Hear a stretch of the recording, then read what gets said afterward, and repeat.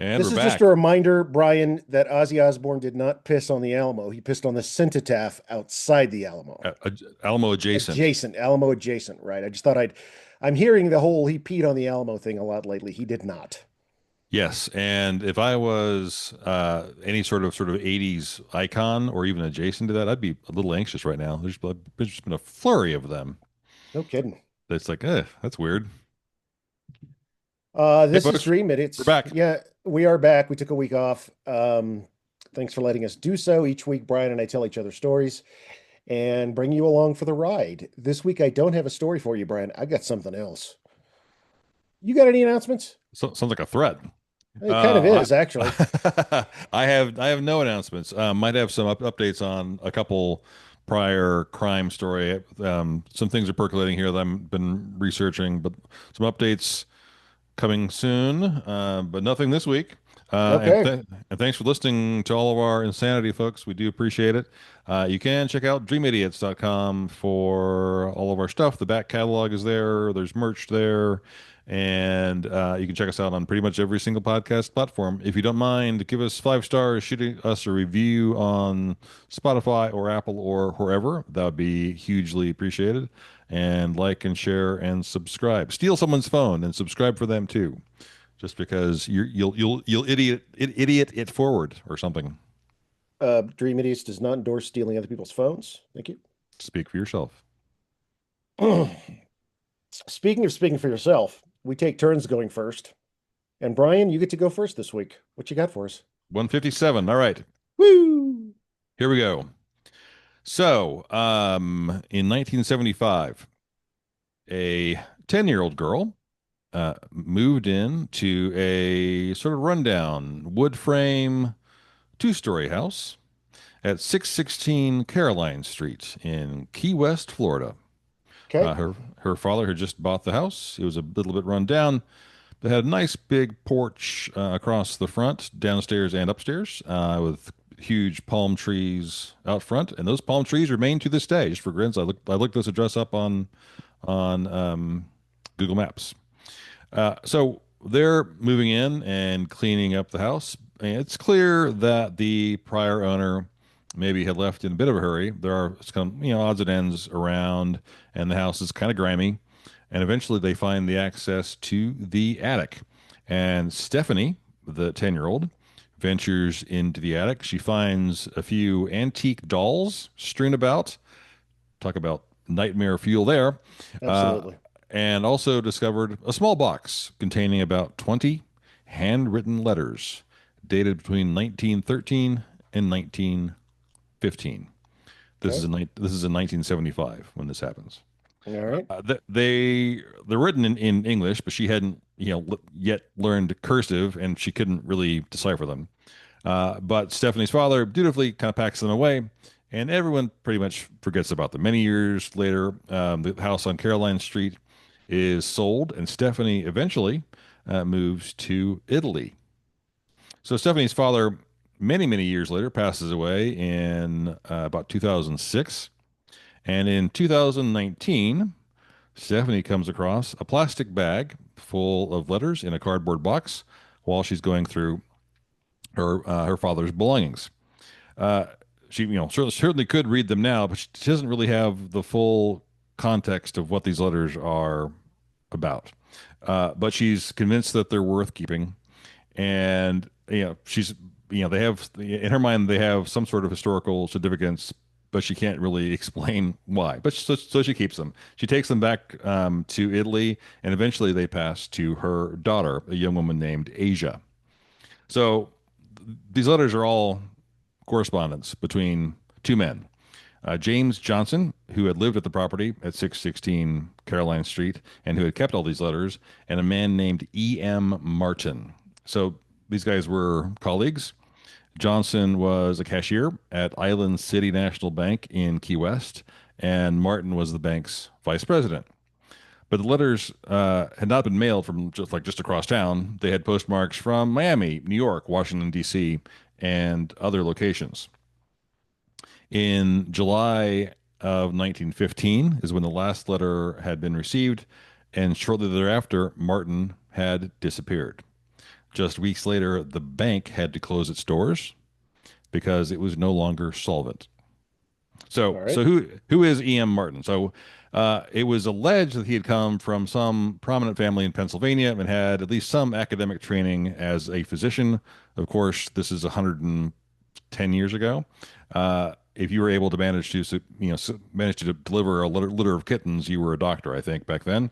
If, take out one splinter, you are an MD. So hard to know whether how much training he really had as a doctor. Nevertheless, he had shown up in Key West by himself and had begun working for the Tropical Investment Company, was a real estate and loan association company, and served as its secretary and general manager.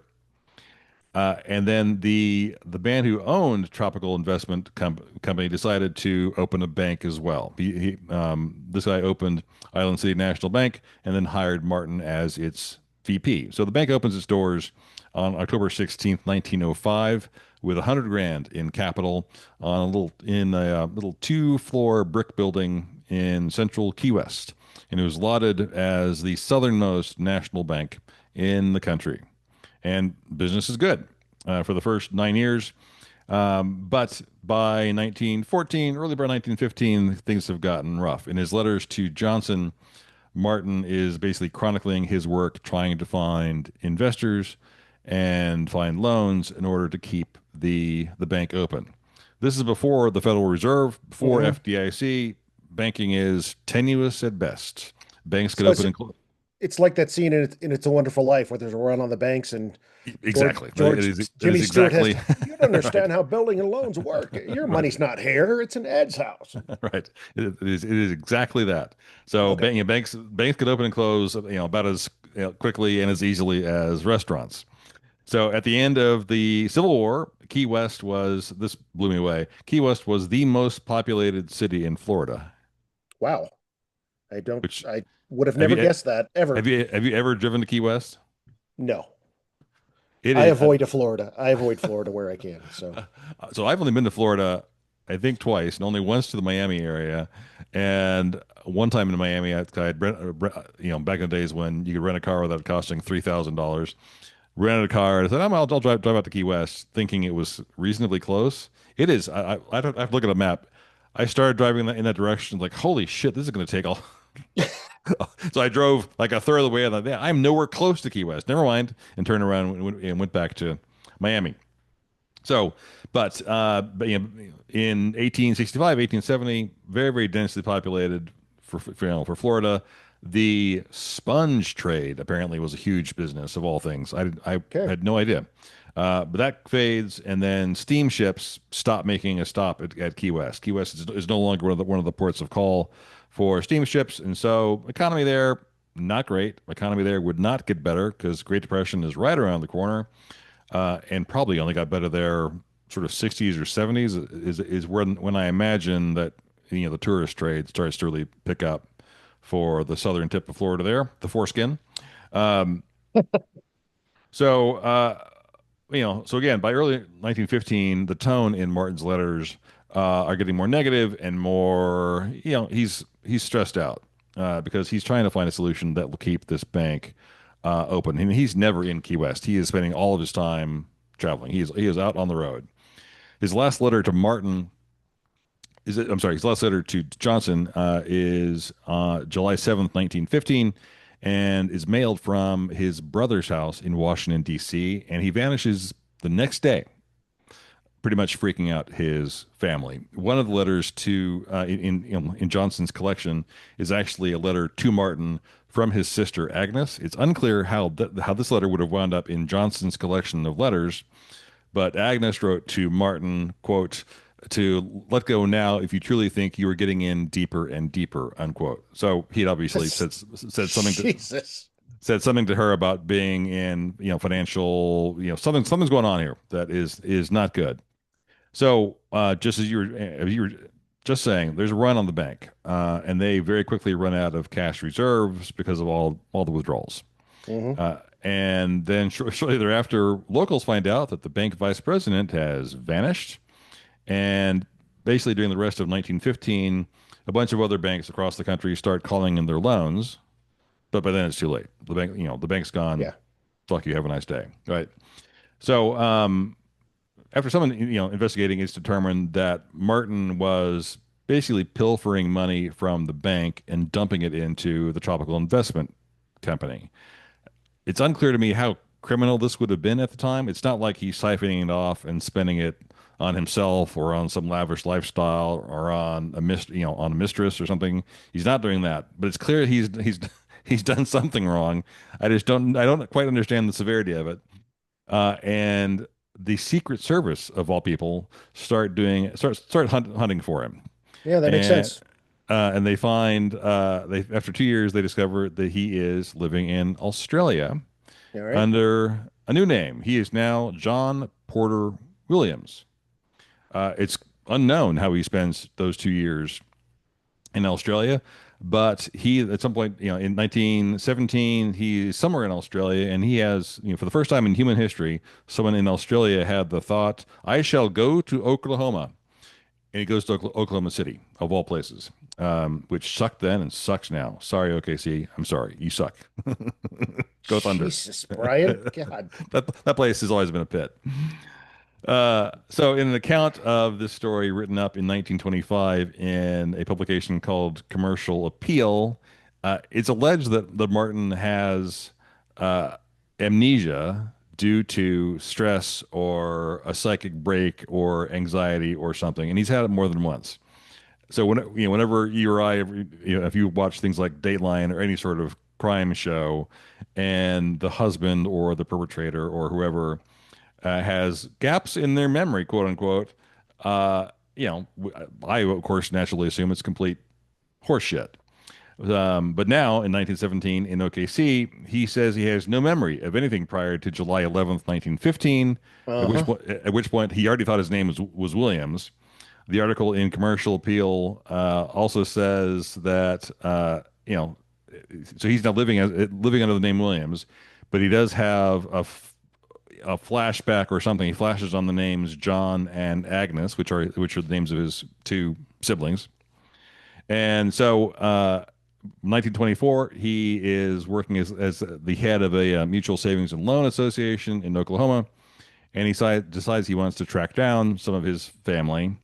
He has a colleague publish a photo of him in various papers across the country, and a distant cousin actually sees it and passes it on to Sister Agnes. Agnes is no doubt flabbergasted to discover that A, her brother is alive, and B, has no memory of her, or claims to have no, no memory of her. Nevertheless, she still lives in the family home back in Pennsylvania, and Martin goes there that year and spends the holidays with the family, even though he can't remember them. Uh, prior to going to Key West initially, it turns out Martin had been in just an absolutely miserable marriage once before. He had a wife and a son in Tennessee, and apparently the stress of that had precipitated another attack of amnesia, where he had vanished for a year.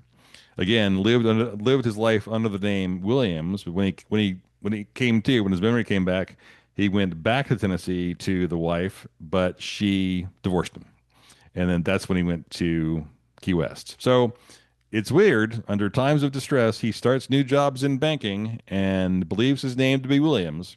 So hard to know whether this is a genuine stress response or alter Okay. ego or coping mechanism or just being a lying turd. I don't really know. Martin doesn't die until the following year. He dies September of 1925.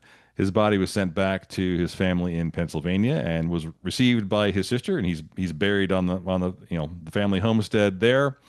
Some puzzles still remain. What do you do in Australia for 2 years?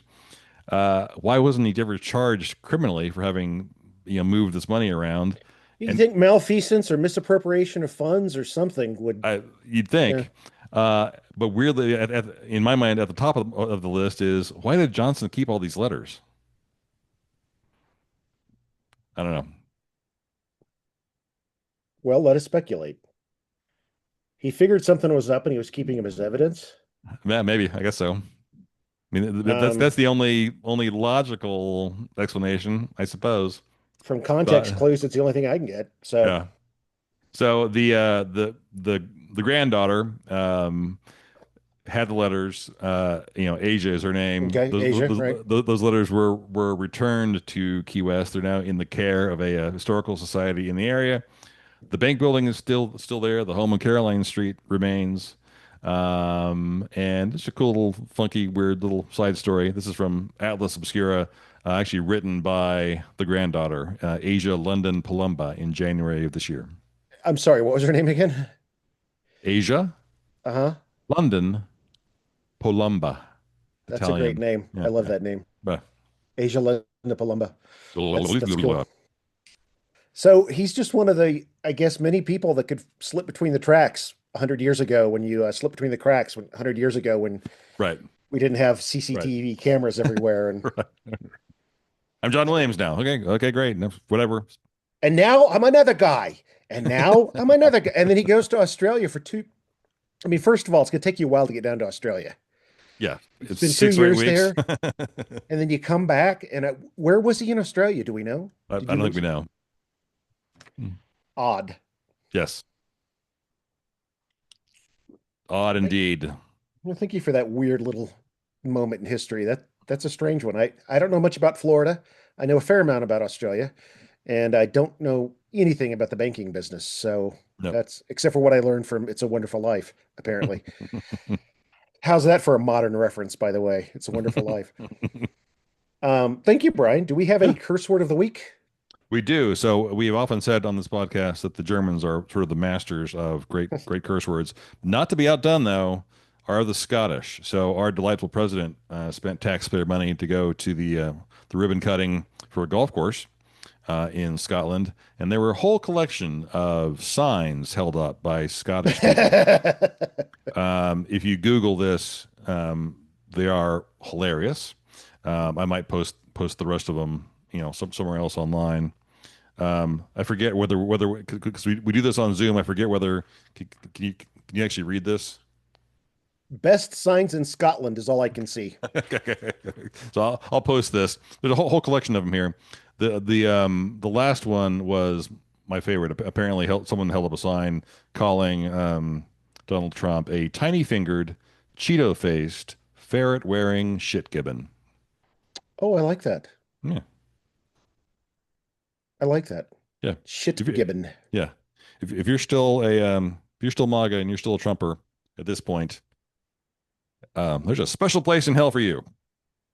Was this the same place where he was drowned out by the bagpipes? You can't hear what he's saying because somebody's just blasting the pipes as loud as they possibly I can. think that was an earlier visit, but it could have been. That's awfully funny. Well, there's a reason you're supposed to play those things outdoors. So Right, right. Away from people. shit gibbon. Brian, are you ready for my bit? I am. Brian, this is not a college quiz for you, but it is a quiz. Oh no. No, it's okay. It's on your favorite TV show of all time. I've got 30 questions here, ranging from a value of 1 point all the way up to 10 points. Okay. Are you ready? I'm ready. The title of this quiz is Quiz, but it's spelled Q asterisk U asterisk I Ah. asterisk Z. Mm-hmm. So this is a quiz about MASH. Are you ready? I'm ready. Brian, how many asterisks I are think I will do well. I think you will too. There's 110 possible points, by the way. We'll grade you on a standard bit. You have 10 bonus points built in.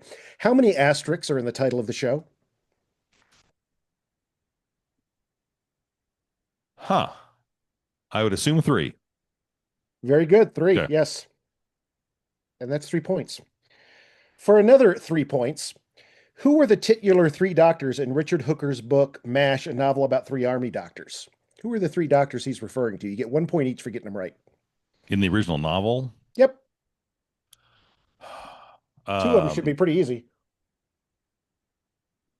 so BF Pierce, Hawkeye Pierce, Yes. um, Trapper John McIntyre, That's two. Who's the third? and then the third one is not the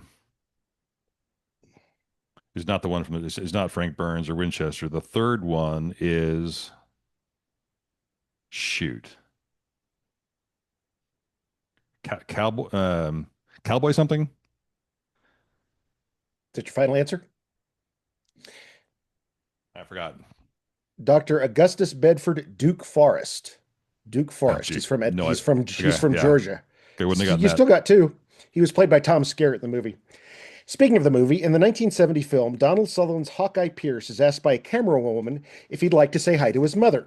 He responds that his mother is dead, but could he say hi to his dad? So he says, "Hi, Dad," and waves. According to Donald Sutherland, what did his own dad do when he saw that scene in the movie theater? This is for 3 points. A, he burst out crying. B, he burst out laughing. C, he waved back and shouted, "Hi, Donnie." Or D, he got up and left. I'm gonna say C. Yes, that's exactly what he did. Really?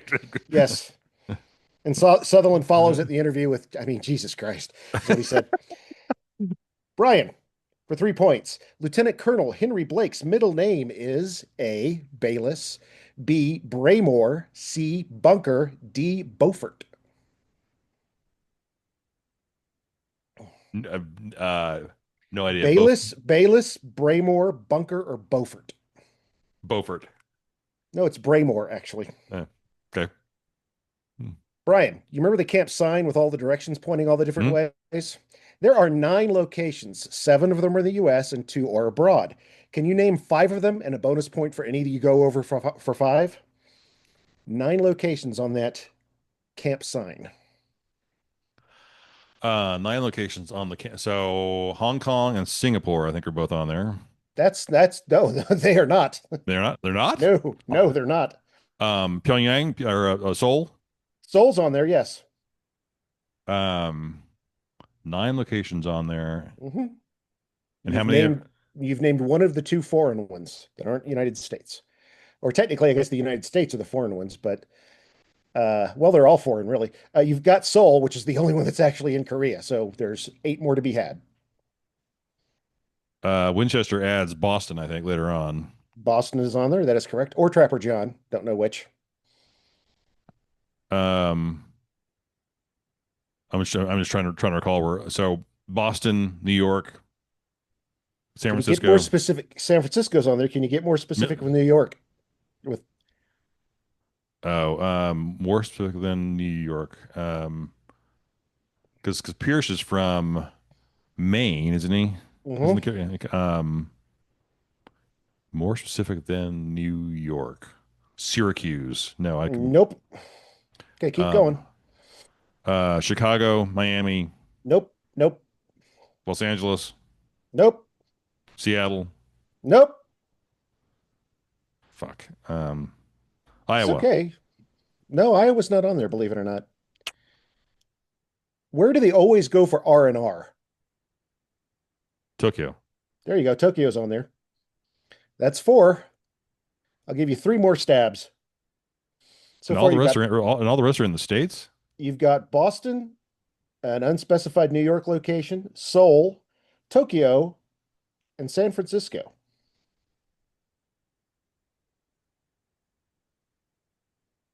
Three Hmm. three more stabs. Somewhere else in New York. Yeah, I don't know. I go up. The missing ones are Coney Island, Okay. Burbank, where Okay. Burbank, Right. Right. Death Valley, Oh, okay. Decatur, and I can't believe you missed this one, Toledo. Oh shoot. Yeah. Clingers, Toledo. That's okay. You Right. got 4 out of 5. Okay. Here's another Henry Blake question for you, Bryan. What does former Illinois running back Tanker Washington do at Henry's house every year, once a year, because of the big game? That's the game where team manager slash trainer Henry Blake taped the wrong ankle on running back Tanker Washington, and he crumpled at the 1 foot line in the Ohio State Illinois game. What does he do every year? A, he wraps up Henry's mailbox entirely in bandages. B, paints a giant orange eye on the front lawn. D, deflates the tires on Henry's Nash Rambler. Or D, shoots out the porch light. Shoots out the porch light. He shoots out the porch light. For a bonus point, what does Tanker Washington do for a living? Car salesman. He's a judge now. Question 7. Corporal Walter Eugene Radar O'Reilly looked up to Henry Blake and later Sherman Potter, not only as commanding officers, but as father figures. Radar lost his dad at an early age. How did his father die? A, crushed by a tipped cow. B, fell into a corn thresher. C, had a stroke playing peekaboo. Or D, at Guadalcanal in World War II.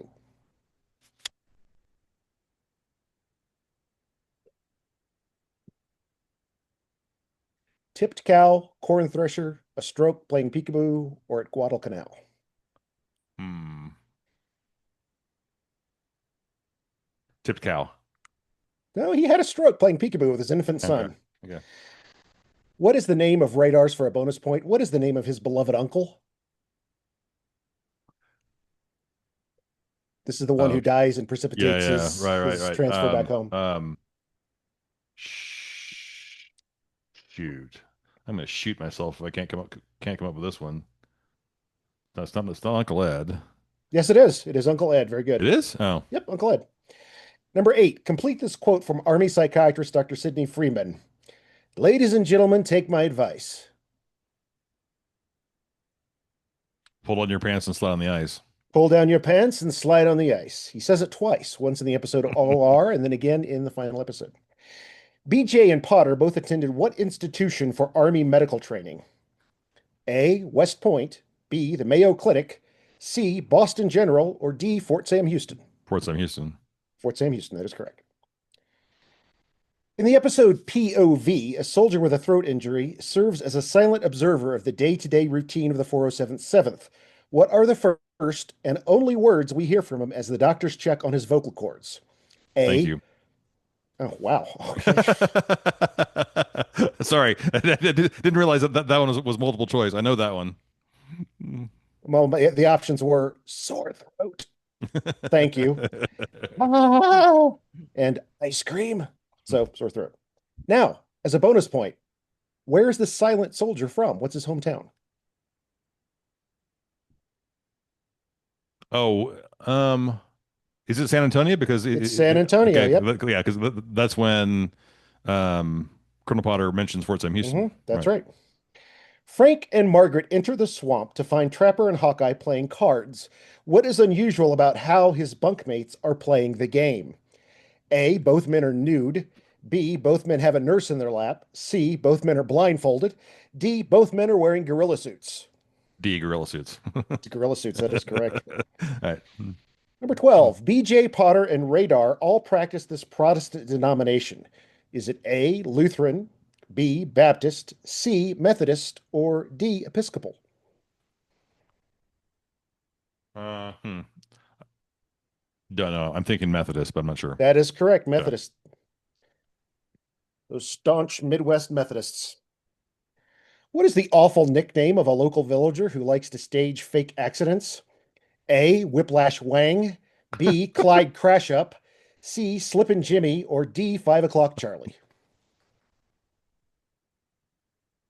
Oh, it's Whiplash Wang is the Whiplash Wang, that is right, correct. yeah. In the infamous Gurney races, 3 of the 4 racers are Gurlaway, Gallowar, and Huck's Pride. What's the name of the 4th contestant? Is it A, Cutler's Cannons, B, Dish's Delight, C, Bouncing Betty, or D, Ginger Snap?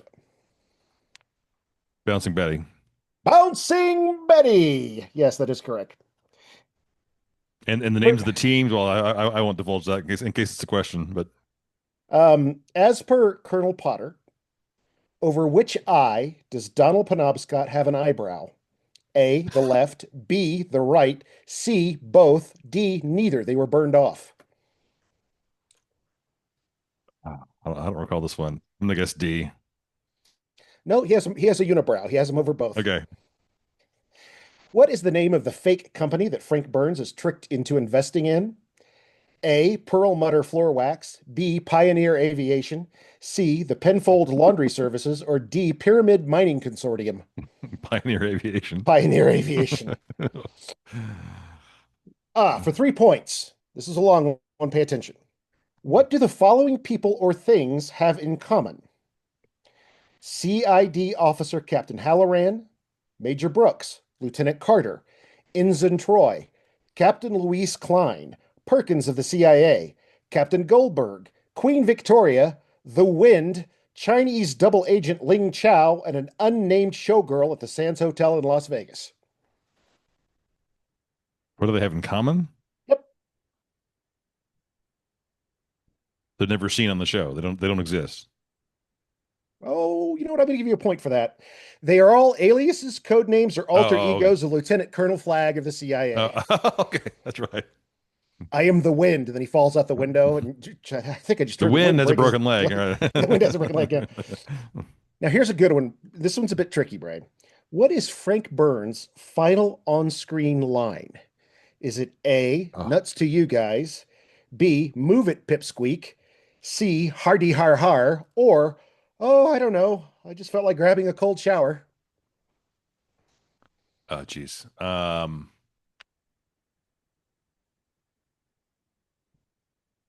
I guess D. I guess I have no idea. It is D. That's for 3 points. A lot of the times, in fact, I thought that his final line was "Goodbye, Margaret," but that's because in syndication, that's where they cut the episode off. But there's an extra scene where he's sitting around with Hawkeye and BJ and Colonel Potter, and they start talking about what they think that Margaret and Donald are up to on their honeymoon.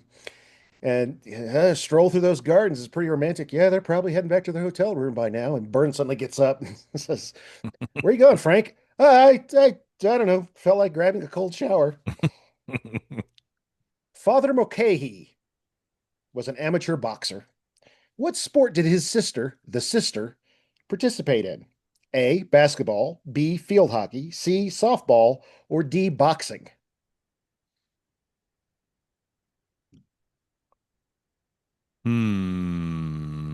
Field hockey. She was a basketball player. Hmm. That was number 19. Number 20. What was wrong with a pinstripe suit that a local tailor made for Trapper? A, it was purple and pink. B, the stripes ran horizontally. D, the tailor used radar's measurements. D, it was made out of burlap. So sorry, I coughed there. Read again for me. A, it was purple and pink. B, the stripes ran horizontally. C, the tailor used radar's measurements. D, it was made out of burlap. I'm gonna go for the horizontal stripes. That's exactly right. They Okay. ran the wrong way. The stripes ran the wrong way. Why was Father Mulcahy disappointed in the Army Navy game? A, Notre Dame wasn't playing. B, the game was interfering with afternoon mass. C, the players didn't praise God enough. Or D, Army lost.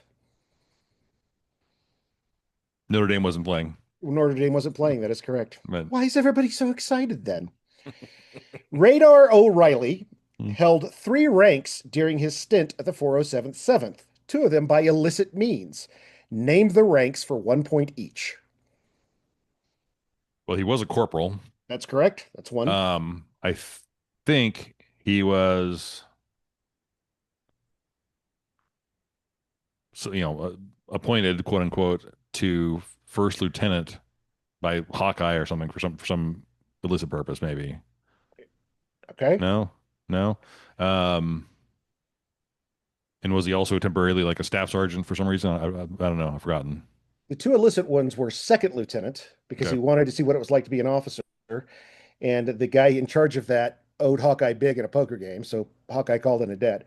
The second one was in the first episode featuring BJ Honeycutt when they let Radar into the officers' mess because he had on captain's bars. And Mm. he had the new rank of corporal captain. That's right. Forgotten that. What do you think of it, It's, it's, General? it's I a don't, new rank we're trying out. I don't like yeah, I it. don't like it. You've heard of sergeant majors and lieutenant colonels. We have present to you the corporal captain. Where did Margaret practice nursing before the Army? A, the Mayo Clinic. B, Southeast Surgical Associates. C, Honolulu General. Or D, she didn't. She's career Army. Career Army. She's career Army. That is correct. Now, we know there's a Mayo Clinic, and you recognize Southeast Surgical Associates. Mhm. That's my dad's old place. And then I don't know if there's a Honolulu General. What is Colonel Potter's horse named? Oh, I know this. If you can name it without me listing them off the options, I'll give you a bonus point. Oh, you have, yeah, yeah. If you named all four of them, I know I'd pick it up. I'm wanting to say Daisy, but I know that's not right. Is it A, Smokey, Sophie. B, Sophie, very good. Didn't even get to that. Uh, What future Cheers funny man played a Marine with a pool ball stuck in his mouth? Was it A, George Ratzenberger, B, George Wendt, C, Ted Danson, or D, Kelsey Grammer? wow. No idea. George went. George Wendt, yes, Oh, jeez. Okay. Just I was a stab in the dark. because Winchester's like, and what's your name, good fellow? Hmm? I'm sorry, I can't hear you with that pool ball in your mouth. What is the one MASH episode Morris refuses to watch in reruns? A, Dreams, B, Dear Dad, C, Abyssinia Henry, or D, The Rainbow Bridge? Um, Probably dreams. That's the one I hate too. Dreams is just a Right. goddamn Right. fucking nightmare, is what it should be Yeah. called. Okay, Yeah, that's the why one I won't watch either. why was Smilin' Jack Mitchell, a competitor for Chopper Pilot of the Year, grounded by the medical staff of the 407th 7th? A, he was gay. B, he was diabetic. C, he was too young. D, he was not a pilot. He's diabetic. He was diabetic, yes. Do you need some extra blood, Doc? I got some super sweet for you. What replacement actor on the show starred in an early episode as a crazy general? Is it Harry Morgan, Mike Farrell, or David Ogden Stiers? Harry Morgan. Harry Morgan, the general flipped at dawn. We're down to our last two questions, Brian. These are worth a whopping 17 points. The first Okay. one, question 29, is worth 7. Brian, identify each form of transport that the 7 main characters use to leave camp for the final time in Goodbye, Farewell, Amen. The seven modes of transport. Yep. How did Hawkeye leave the camp? Hawkeye left on a chopper. Yep. Honeycutt left on a motorcycle. Yep. Um, Colonel Potter left on Sophie. Yep.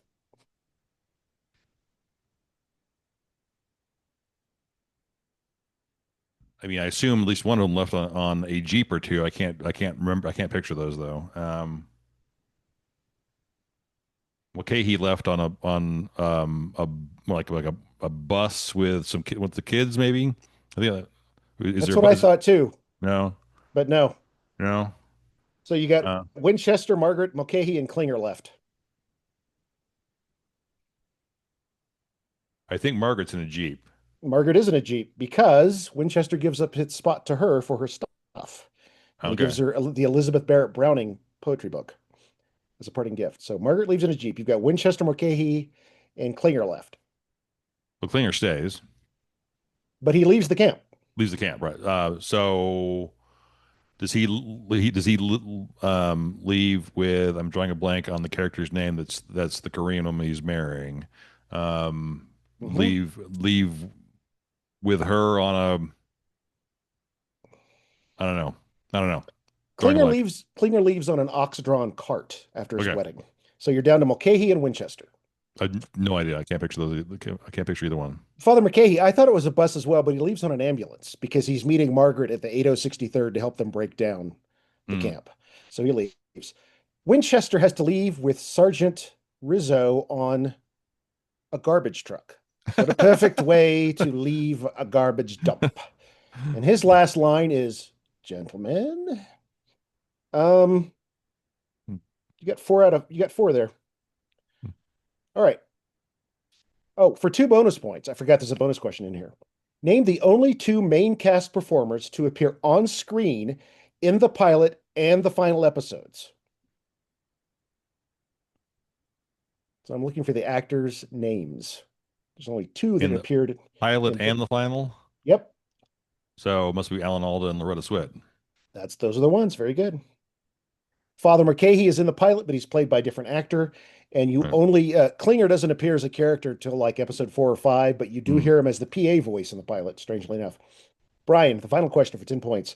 Give us your best Charles Emerson Winchester III impersonation. The only line of his that I can recall somewhat clearly is the "You cannot break the spirit of Winchester. Mhm. Uh, I will be delivered from this something and fetid sewer." Okay, but do it in Winchester's voice. Let me make sure I can remember the. The line you're looking for is fetid and festering sewer. Fe- Is the line you're looking for. Oh shoot. Remember, he's fed thrice Oh daily. yeah, that's right. You can feed me swill thrice daily. You can house me with two moronic cellmates. You can fuck. No, he doesn't say fuck. I forgot about the moronic cellmates though. uh, you can feed me swill thrice daily. You can house me with two moronic cellmates. But you cannot. There's a third thing in there, and then the final line is, but you cannot. Oh, but you cannot break the spirit of a Winchester. I will rise up, and I shall be delivered from this fetid and festering sewer. That's almost it. I'll give you Fuck. 7 points for that. Ryan, how did you do? Let's see. 5, 8, 15, 16, 22, 26, 32, 38, 45,